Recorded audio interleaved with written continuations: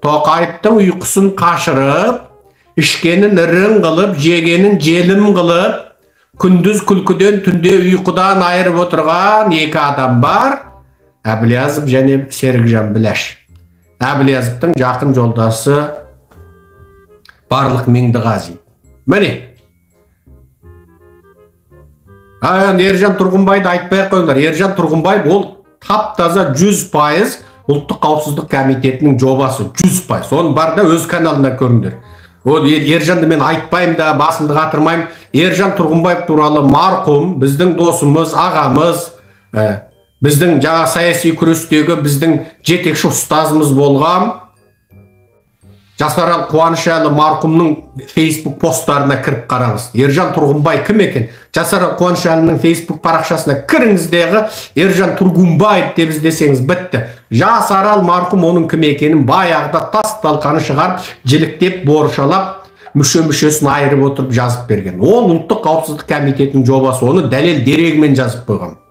Ал Жасарал Қуанышәлі Атажұрт партиясы бүкіл Қазақстанның шығысына да, батысына да, оңтүстігіне де, солтүстігіне барғанда тұттасымен бірге жүрген Атажұрт партиясының жетекшісі Бекзат Мақсұтханмен бірге, қасында бірге жүріп, тізе қоса отырып, иық тірестіріп отырып, арқадаш болып отырып, бүкіл күрес жолын жүргізген адам, бірге Атажұрттың одақтасы. Ал ол Тұрғынбаевтың кім екендігін ол кісі айтып тастады деп мен сіздерге айттым. Және Жасарал марқұмның бүкіл жазбаларын біз аудиосын оқытып, біз каналға салдық. Бәрін емес, осы Тұрғынбайға қатысты кейбір өзіміз халыққа керек дегендерді оқытып салдық. Бәрін салған жоқпыз. Алда салуымыз мүмкін. Бұл бірінші дәлел. Тұрғынбай ол Тоқаевтан господин Токаев, мне надо деньги, пожалуйста, отправите деп тұратынның өзі жаңағы. Мына Италияда жаңағы пицца қымбаттап кетті, Токаев, господин Қасым-Жомарт Тоқаев, пожалуйста, пицца қымбаттап кетті, жетпей жатыр, пожалуйста, мне надо деньги, 1 миллион отправите, давайте, пожалуйста. Нет деньги, 1 миллион. Евро деп тұрған адам. Болды, ол басқа түгі жоқ. Ол енді Әбілязовтың өзі де айтты ғой, вертолетпен саясатта келді деді. Вертолетпен еттік. Бұлай келген жоқ, біз сияқты күрес жолымыз болған жоқ, біз сияқты сотталған жоқ, біз сияқты түрмеде отырған жоқ, біз сияқты жала жабылған жоқ. Келді, деп келді де бірден саяси баспана алды. Өзі бұрын полицей болған, полковник болған, одан біреулер айтады кісі өлтірді дей ма, бірдеңе болып, соның киелігі болып салын, да сен жіберем, сосын әртіс болып, Әбілязовтың артынан ілескендердің жартысын өзіңе алып кетті. Соның басында қайтып образ тіктейсің. Ананың бетін жет, біз саған керегі болмай қалған қалың маймылдарды береміз. Олар енді кәртейді, жаңағы мініске жарамайды, не жүріске жарамайды. Мына өңкей кәрі маймылдарды сенің бетін жыртып, халыққа маймыл екенін әшкереледі. Сонымен ол кәрі маймылдың біріншісі болып Ахметбек Нұрсила кетті. Сол Ахметбек Нұрсиланың маскасын жыртты. Сосын ана маймылдың, мына маймылдың бетпердесін жыртты әртістердің. Сөйтіп жүріп, жаңағы ол біраз бедел жинады. Анығында бедел жинады, болды, бітті, басқа түгі де жоқ. Бедел жинады. Сосын артынан қайтты, Әбілязовқа Серікжан үштігі одақ боламыз деді. Жасарал марқұм сол жиналыста ол қарсы болды. Жасарал марқұммен мен Жасарал марқұмның көзі тірі кезінде, мына Алматыда Проспект паркте көлдің бойында отырып, Жасаралды туралы көзі тірісінде мен сөйлеген лекциям бар, Тур каналымда. Бір көлдің бойында отырып. Жасарал марқұмның партиясы неге тіркелмейді? Себебі ол осы күнге дейін не қызметке, не мансапқа сатылмаған. Өмір бойы сол қарапайым, жұпыны өмір сүріп өтті. Жоқшылықта, кедейшілікте өтті. Бірақ берген қызметіне сатылған жоқ, берген ақшасына сатылған жоқ, тоқал-соқал керек жоқ деді, мансап керек жоқ деді. Ана 90 жылы Оралда казактар көтеріліп Оралды Ресейге қосамыз дегенде сол заманда қарсы тұрған адам, міне Назарбаевтың бірде-бір ақшасына, мансабына алданбай, сынбай келе жатқан кісі деп мен лекциямды айттым. Сол Жасаралға марқұм. Тірісінде айттым, бетіне айттым, лекциямды айттым, Тур каналымда. Сол Жасаралды міне Атажұрт партиясы бүкіл Қазақстанның бүкіл жеріндегі жиналысқа Атажұрттың бүкіл каналында тұр. Нағыз Атажұрт каналында қараңыз, Жасарал марқұммен бірге сол Бекзат Мақсұтхан, Тілек Ниязбек, Ғалым Рақжан, бүкіл сол Жасарал марқұм менен сол бүкіл екі партияның командасы тұтас айналып шықты. Міне, біздің саяси күрестегі одақтасымыз. Ал сол Жасарал марқұм біз Әбілязов, Атажұрт, Әбілязов Серікжан одағы болады, Жасарал марқұм қосылады дегенде сонда Тұрғынбайға қарсы болды. Сондықтан Тұрғынбайды бұл жерде кімнің Тоқаевтың оппозициясы немесе Қазақстанның шетте жүрген оппозициясы деп ойлаудың өзі ақымақтық. Ойлаудың өзі ақымақтық. Бұл Жасарал марқұмның айтқан дәлелдерінен деп тұр. Екінші дәлелді айтайық. Қазақстан біздің партияны тіркемейді. Партия болудан бұрын Атажұрт Қазақ Human Rights ұйымы кезімізде бізді тіркемейді. Неге? Біздің ұйым бүкіл дүниеге Қытайдың геноцидін ашқан ұйым, бүкіл 10 мың видео арызды біз жинадық, бізбен тіркемейді. Бірақ екі фейкті тіркеп берді. Екі фейк. Ол кім? Қыдырәлі Оразұлы, Ербол Дәулетбекұлы. Ал осы екі фейкті қайтеді? Жаңағы Тұрғынбай каналына шақырып сұхбат алады. Олардың ұйымы Қазақстан тіркелген. Сол кезде батыс медиасы шулап олардың кембінің ит екенін жазып қойды.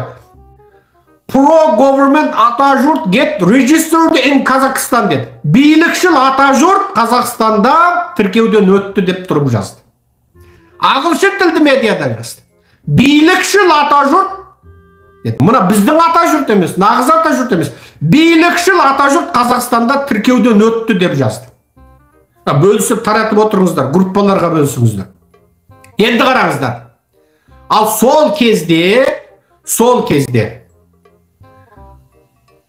олардың билікшіл екені белгілі. Ал сол билікшіл Атажұрттың өкілдерін шақырып алып, сұхбат жасап, Серікжан айткенде биткен, Серікжан оңбаған, Серікжан анау, Серікжан биткен, Серікжанның тіл ашты, Серікжан қатты айтады, Серікжанның дауысы жаман, Серікжанның түрі жаман, Серікжанның басы қазандай, беті табақтай, Серікжанның мұрны қоңқиған,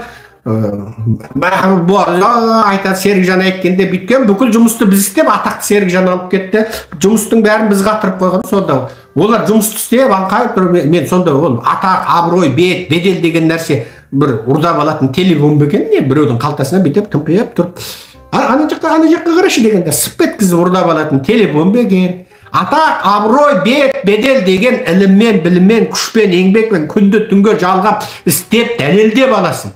Сонда Серікжанға араша түскен Хельсинки комитеті, Нобель сыйлығын беретін Хельсинки комитеті бірінші араша түсті Серікжанға.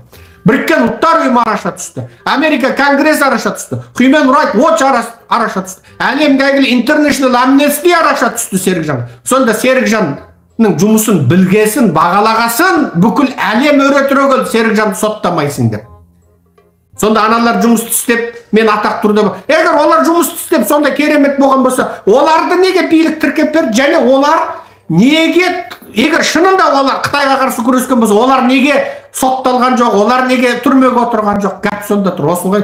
Ал осы билікшіл екеуді Тұрғынбай шақырады. Серікжанға қарсы сұңқылдайды әгілер отырып, баштарына жаулық салып, еркек бастарына, ойбай, қорлық көргеніміз, Серікжан бүйтіп тастады, Серікжан ішімнен бір қойып, бір тепті жаңағы. Ойбай, Серікжан да сұң өтіп жаңағы. Серікжан бүйтіп кетті, айтып кетті жаңағы. Былай да бір бүйтіп алданып қалдым деп бір сұңқылдап отыратын, бір аузынан сөз қойынан бөзі түскен бір аңқалық жаңағы бір үйлер болады ғой. Сөйтіп ойнап жүріп отбасы қаппайын деген сияқты. Сол сұңқылбайлар шақырады. Кімді шақырады? Өңкей Серікжанға қарсылар шақырады. Өңкей биліктің қақпанын қапқан, қатынмен ұсталған, қызбен ұсталған, жаңағы ақшамен ұсталған сол сияқты сұмырайлар шақырады. Міне. Сосын Серікжанды сотқа берген сұмырайлар шақырады. Кім шақырады? Тұрғынбай шақырады. Ал олардың бәрі кім? Киембінің агенттері. Жаңағы Айбат Меллат деген Айбат Кәрібай. Ерзат Меллат деген енді бір аты бар, Ерзат Кәрібай. Соны шақырады. Сосын Серікжанға қарсы жүреді. Олар кім? Сотта Серікжанды сотқа берген және куәгер болғандар.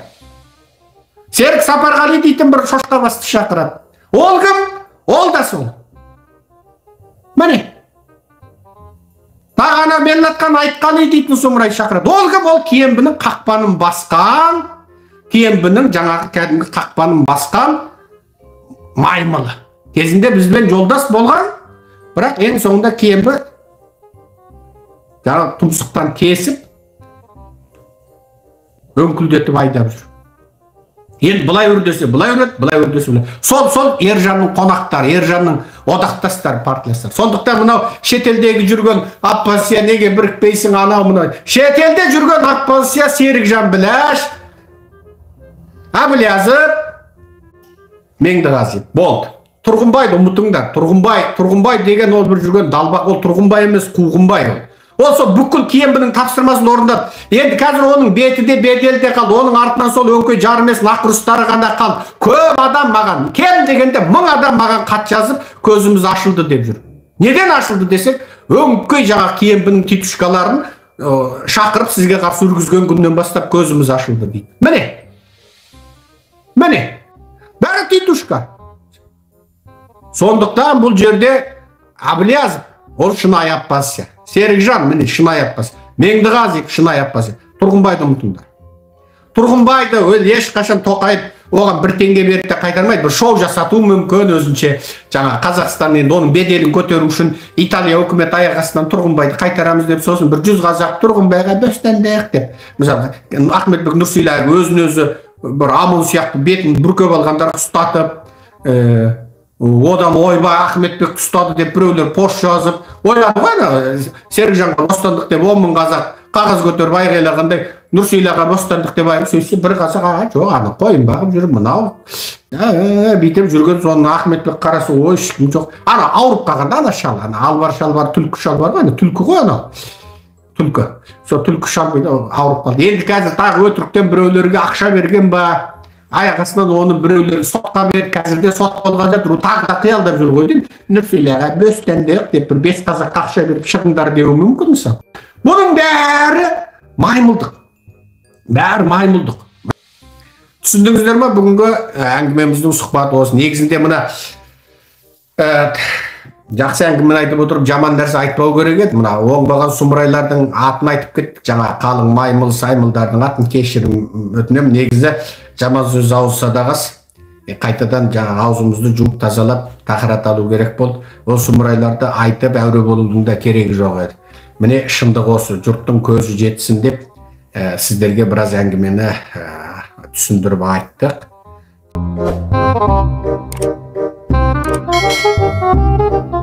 Thank you.